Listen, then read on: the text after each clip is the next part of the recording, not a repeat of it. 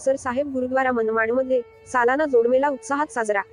नाशिकच्या मनमाडमधील श्री गुरु गोविंदसिंगजी महाराज यांच्या पवित्र पदस्पर्शाने पावन झालेल्या गुप्तसर साहेब गुरुद्वारा मनमाडमध्ये गुरु गोविंदसिंगजी महाराज यांच्या प्रकाश पूरब निमित्ताने सालाना जोडमेला मोठ्या उत्साहात संपन्न झाला।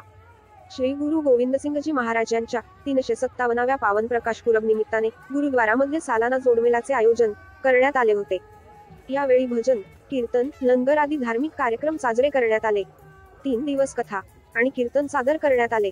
सालाना जोडमेला निमित्ताने गुरुद्वाराला आकर्षक अशी विद्युत रोषणाई करण्यात आली असून या उत्सवामध्ये अनेक राज्यातील शीख बांधव, मान्यवर आणि कलाकार सहभागी झाले होते।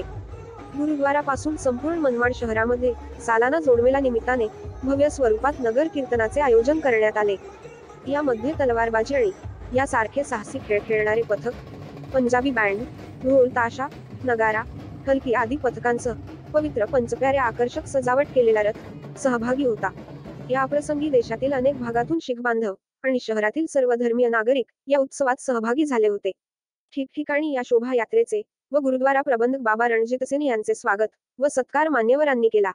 आवाज एन न्यूज मराठी, मनमाड।